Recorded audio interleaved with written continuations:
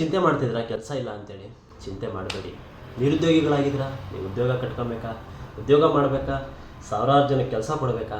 ಯಾಕೆ ಚಿಂತೆ ಮಾಡ್ತಿದ್ದೀರಾ? ಕೇಂದ್ರ ಸರ್ಕಾರದ ಹಲವು ಯೋಜನೆಗಳು, ರಾಜ್ಯ ಸರ್ಕಾರದ ಹಲವು ಯೋಜನೆಗಳು ಜಾರಿಯಲ್ಲಿರಬೇಕಾದ್ರೆ ನೀವು ಯಾಕೆ ಚಿಂತೆ? ಅರ್ಹತೆಗಳು ನೀವು ಪಡೆದಿದ್ದೀರಾ ಅಂದರೆ ಯಾಕೆ ತಡ ಮಾಡ್ತೀರಾ? ಬನ್ನಿ ಫ್ರೆಂಡ್ಸ್, ಆ ಯೋಜನೆಯಲ್ಲಿ ಇರ್ತಕ್ಕಂಥ ಸೌಲಭ್ಯಗಳೇನು, ಅದರಿಂದ ದೊರೆಯತಕ್ಕಂತಹ ಸಾಲ ಸೌಲಭ್ಯಗಳೆಷ್ಟು, ಅದರಿಂದ ದೊರೆಯುವ ಸಬ್ಸಿಡಿಗಳೆಷ್ಟು, ನಿಮಗೆ ಸಂಪೂರ್ಣವಾಗಿ ಮಾಹಿತಿ ಕೊಡ್ತೀನಿ. ಆ ಮಾಹಿತಿ ನೋಡೋಕ್ಕಿಂತ ಮುಂಚಿತವಾಗಿ ನೀವು ಆ ಕೇಂದ್ರ ಸರ್ಕಾರದ ಯೋಜನೆ ಬಗ್ಗೆ ತಿಳ್ಕೊಬೇಕಂದ್ರೆ ಈ ವಿಡಿಯೋ ಕೊನೆ ತನಕ ನೋಡಿ, ಸಬ್ಸ್ಕ್ರೈಬ್ ಮಾಡಿ, ಶೇರ್ ಮಾಡಿ. ಆ ಯೋಜನೆ ಯಾವುದಪ್ಪ ಅಂತ ಅಂತೀರಾ? ಆ ಯೋಜನೆ ಯಾವುದೂ ಅಲ್ಲ, ಕೇಂದ್ರ ಸರ್ಕಾರ ಜಾರಿಗೆ ತಂದಿದೆ 2021ರಿಂದ 2025ರವರೆಗೂ ಜಾರಿಯಲ್ಲಿರ್ತಕ್ಕಂಥ ಯೋಜನೆ ಯಾವುದು ಅಂದರೆ ಅದೇ ನಿಮ್ಮೆಲ್ಲರ 15 ಲಕ್ಷದವರೆಗೂ ಸಾಲ ನೀಡುವ ಯೋಜನೆ ಆಗಿದೆ. ಇದರಿಂದ 35ರಿಂದ 40%ವರೆಗೂ ಸಹ ನೀವು ಸಬ್ಸಿಡಿ ಪಡ್ಕೊಬೋದು. ಸಬ್ಸಿಡಿ ಪಡ್ಕೊಂಡು ನೀವೇ ಆದ ಸ್ವಂತ ಉದ್ಯೋಗವನ್ನು ಕಟ್ಬೋದು. ಇದರ ಮೂಲ ಉದ್ದೇಶ ಕೃಷಿ ಮಾಡುವ ವ್ಯಕ್ತಿಯನ್ನು ಕೂಡ ಉದ್ಯಮಿಗಳನ್ನಾಗಿ ಮಾಡಬೇಕಂತ ಯೋಜನೆ ರೂಪಿಸಿರೋದು. ಈ ಯೋಜನೆ ಬಗ್ಗೆ ತಿಳ್ಕೊಂಡೇ ಇರಲ್ಲ, ಯೋಜನೆ ಬಗ್ಗೆ ಗೊತ್ತೇ ಇಲ್ಲ ನಿಮಗೆ. ಈ ಯೋಜನೆಯಿಂದ ಏನು ಪ್ರಯೋಜನಗಳಿದ್ದಾವೆ, ನಮಗೆ ಯಾವ ರೀತಿ ಉದ್ಯೋಗ ಸೃಷ್ಟಿ ಮಾಡ್ಬೋದು ಆಗಿಬಿಡ್ತೀರಾ? ಸರ್ಕಾರಗಳು ನಾವೇ ಕೆಲಸಿ ಕಟ್ಟಿ ಕಲಿಸಿರುವಂತಹ ಒಂದು ಸಂಸ್ಥೆ ಅದು. ಆ ಸಂಸ್ಥೆಗಳು ನೀಡ್ತಕ್ಕಂತಹ ಕೆಲವು ಯೋಜನೆಗಳಿಂದ ಬರ್ತಕ್ಕಂಥ ಹಣಗಳನ್ನು ನಾವು ಸದುಪಯೋಗ ಮಾಡಿಕೊಳ್ಳೇಬೇಕು. ಹಾಗಾದರೆ ಬನ್ನಿ ಫ್ರೆಂಡ್ಸ್, ಆ ಯೋಜನೆಯಿಂದ ನಿಮಗೆ ಸಾಲ ಸೌಲಭ್ಯಗಳು ಬೇಕಂದರೆ ಆ ಯೋಜನೆ ಯಾವುದು ಅಂತ ತಿಳ್ಕೊಳ್ಬೇಕಂತ ಕುತೂಹಲ ಇದೆಯಾ? ಅದೇ ಕೇಂದ್ರ ಸರ್ಕಾರವು ಜಾರಿಗೆ ತಂದಿರುವ ಪ್ರಧಾನಮಂತ್ರಿ ಕಿರು ಆಹಾರ ಸಂಸ್ಕರಣಾ ಉದ್ಯಮ ಯೋಜನೆ.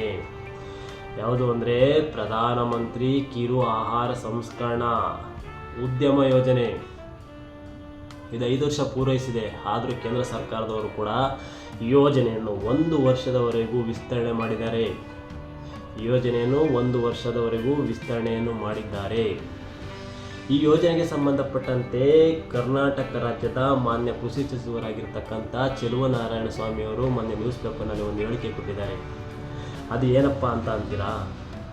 ರಾಜ್ಯದಲ್ಲಿ 5,000 ಫಲಾನುಭವಿಗಳಿಗೆ ಸಹಾಯಧನ ಕಲ್ಪಿಸುವ ಗುರಿ ಹೊಂದಿದ್ದೇವೆ ಎಂದು ತಿಳಿಸಿದ್ದಾರೆ. ಎಷ್ಟು ಹೇಳಿ? 5,000 ಜನಕ್ಕೆ. ಆ ಯೋಜನೆಯಲ್ಲಿ ನೀವು ಒಬ್ಬರಾಗಬೇಕು ತಾನೆ? ಹೌದು.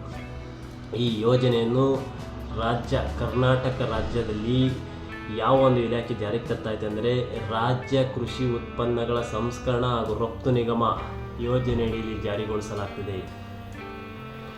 ಸಂಸ್ಕರಣಾ ಉದ್ಯಮಿಗಳು, ರೈತ ಗುಂಪುಗಳು, ಕೃಷಿ ಉತ್ಪಾದಕ ಸಂಸ್ಥೆಗಳು ಯೋಜನೆಯಡಿಯಲ್ಲಿ 50% ಇಲ್ಲವೇ ಗರಿಷ್ಠ ಸಾಲ 15 ಲಕ್ಷದವರೆಗೂ ಸಿಗಲಿದೆ. ಮತ್ತು ಕೇಂದ್ರ ಮತ್ತು ರಾಜ್ಯ ಸರ್ಕಾರಗಳು ಕ್ರಮವಾಗಿ 60:40 ಅನುಪಾತದಲ್ಲಿ ಸಹಾಯಧನ ಭರಿಸ್ತವೆ ಅಂತೇಳಿ ನಮ್ಮ ಚೆಲುವನಾರಾಯಣ ಸ್ವಾಮಿಯವರು ತಿಳಿಸಿದ್ದಾರೆ. ಕೇಂದ್ರ ಸರ್ಕಾರ 2021-25ರವರೆಗೆ ಈ ಯೋಜನೆಯಡಿ 5 ವರ್ಷ ಅವಧಿಗೆ 10,000 ಕೋಟಿ ಸಹಾಯಧನ ನೀಡುವ ಸೌಲಭ್ಯ ಜಾರಿಗೊಳಿಸಿತು. 5 ವರ್ಷದಲ್ಲಿ ರಾಜ್ಯದಲ್ಲಿ 20,051 ಅರ್ಜಿ ಸಲ್ಲಿಕೆಯಾಗಿದ್ದವು. ಅದರಲ್ಲಿ 6,698 ಅರ್ಜಿಗಳಿಗೆ ಸಾಲ ಮಂಜೂರಾಗಿದೆ. 6,698 ಅರ್ಜಿಗಳಿಗೆ ಸಾಲ ಮಂಜೂರಾಗಿದೆ. ಕಿರು ಆಹಾರ ಸಂಸ್ಕರಣಾ ಕ್ಷೇತ್ರದಲ್ಲಿ ಸಬ್ಸಿಡಿ ಸೇರಿ, ಕಿರು ಆಹಾರ ಸಂಸ್ಕರಣಾ ಘಟಕದಲ್ಲಿ ಸಬ್ಸಿಡಿ ಸೇರಿ 723 ಕೋಟಿ ಹೂಡಿಕೆಯಾಗಿದೆ. 4,489 ಫಲಾನುಭವಿಗಳಿಗೆ 162 ಕೋಟಿ ಸಹಾಯಧನ ಬಿಡುಗಡೆಯಾಗಿದೆ ಎಂದು ನಮ್ಮ ರಾಜ್ಯದ ಚೆಲುವನಾರಾಯಣ ಸ್ವಾಮಿಯವರು ಹೇಳಿದ್ದಾರೆ. ಈ ಯೋಜನೆಯಡಿಯಲ್ಲಿ ಯಾವ ಉತ್ಪನ್ನಗಳಿಗೆ ಸಬ್ಸಿಡಿ ದೊರೆಯುತ್ತಿದೆ, ಯಾವ ಉತ್ಪನ್ನಗಳಿಗೆ ಸಾಲ ದೊರೆಯುತ್ತಿದೆ, ಅದರಿಂದ ನಾವು ಉದ್ಯೋಗವನ್ನು ಕಟ್ಕೊಬೋದು ಅಂತ ಮಾಹಿತಿಯನ್ನು ಸಹ ಅವರು ಹೇಳಿದ್ದಾರೆ. ಯಾವುದು ಅಂದರೆ ಅದು ಯಾವ್ಯಾವ ಉಕ್ಕಿಗಳಿಗೆ ಸಾಲ ಸೌಲಭ್ಯ ದೊರೆಯುತ್ತದೆ ಅಂದರೆ ಸಿರಿಧಾನ್ಯಗಳ ಸಂಸ್ಕರಣಾ ಬೆಲ್ಲ, ನಿಂಬೆ ಉತ್ಪನ್ನಗಳು, ಬೇಕರಿ ಉತ್ಪನ್ನಗಳು, ಗಾಣದ ಎಣ್ಣೆ, ಮೆಣಸಿನ ಪುಡಿ, ಶುಂಠಿ ಸಂಸ್ಕರಣಾ ಘಟಕಗಳು, ಅನಾನಸ್ ಘಟಕಗಳು, ಮಸಾಲ ಉತ್ಪನ್ನ ಘಟಕಗಳು, ತೆಂಗಿನ ಉತ್ಪನ್ನಗಳು, ಕೋಳಿ, ಸಮುದ್ರದ ಖಾದ್ಯ ಉತ್ಪನ್ನಗಳು, ರೊಟ್ಟಿ, ಉಪ್ಪಿನಕಾಯಿ, ಹಪ್ಪಳ ಸ್ಥಾಪನೆಗೆ ಅನುದಾನ ನೀಡ್ತೇವೆ ಅಂತ ಸಹ ಅವರು ಹೇಳಿದ್ದಾರೆ.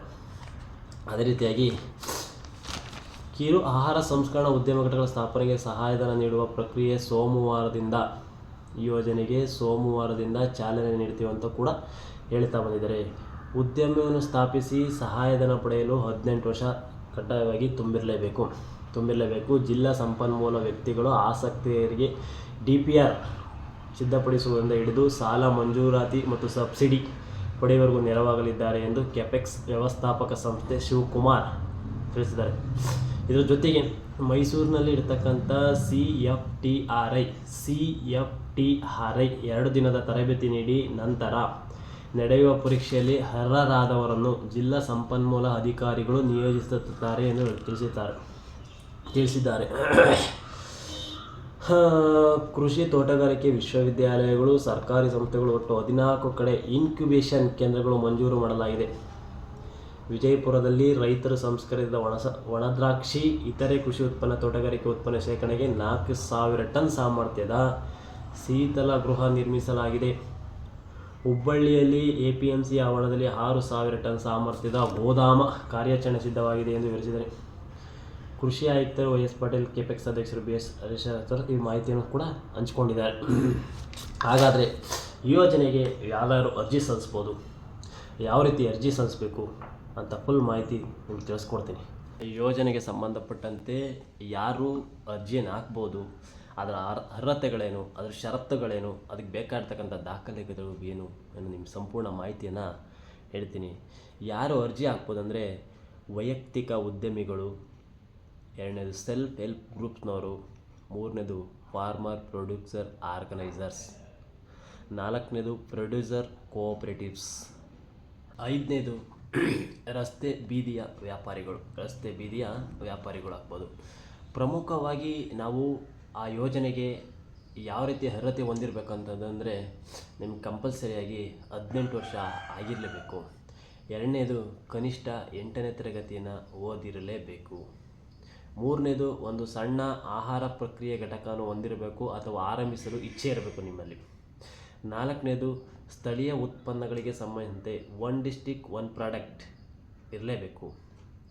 ನೀವು ಯೋಜನೆಗೆ ಅರ್ಜಿ ಸಲ್ಲಿಸ್ಬೇಕಂದ್ರೆ ಯಾವ್ಯಾವ ದಾಖಲೆಗಳು ಬೇಕಂದರೆ, 1ನೇದಾಗಿ ಆಧಾರ್ ಕಾರ್ಡ್ ಇರಬೇಕು ನಿಮ್ಮ ಹತ್ರ, 2ನೇದಾಗಿ ಬ್ಯಾಂಕ್ ಪಾಸ್ಬುಕ್ ಇರಬೇಕು, 3ನೇದಾಗಿ ಉದ್ಯಮಿ ನೋಂದಣಿಯಾಗಿರಬೇಕು, 4ನೇದು ಫುಡ್ ಲೈಸೆನ್ಸ್ ಎಲ್ಲಪ್ಪ ತಗೋಬೇಕು ಅಂದರೆ FSSAIಲಿ ನಿಮಗೆ ಫುಡ್ ಲೈಸೆನ್ಸ್ ಕಂಪಲ್ಸರಿ ಬೇಕಾಗುತ್ತೆ.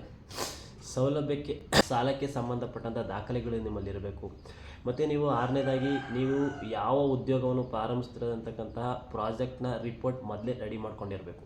ಇಷ್ಟು ನಿಮ್ಮ ದಾಖಲೆಗಳಿತ್ತಂದರೆ ನೀವು ಯೋಜನೆಗೆ ಅಪ್ಲಿಕೇಶನ್ ಹಾಕ್ಬೋದು. 15 ಲಕ್ಷದವರೆಗೂ ಸಾಲ ಸೌಲಭ್ಯಗಳನ್ನು ಪಡೆದುಕೊಳ್ಳಬೇಕು. ಈ ಯೋಜನೆಗೆ ಅಪ್ಲಿಕೇಶನ್ ಹಾಕೋ ಲಿಂಕ್ನ ಡಿಸ್ಕ್ರಿಪ್ಷನಲ್ಲಿ ಕೊಟ್ಟಿರ್ತೀನಿ, ಹೋಗಿ ನೋಡಿ. ನಿಮಗೆ ಈ ಮಾಹಿತಿ ಇಷ್ಟ ಆಗಿದರೆ ಲೈಕ್ ಮಾಡಿ, ಶೇರ್ ಮಾಡಿ, ಸಬ್ಸ್ಕ್ರೈಬ್ ಆಗಿ. ಥ್ಯಾಂಕ್ ಯು, ಧನ್ಯವಾದಗಳು.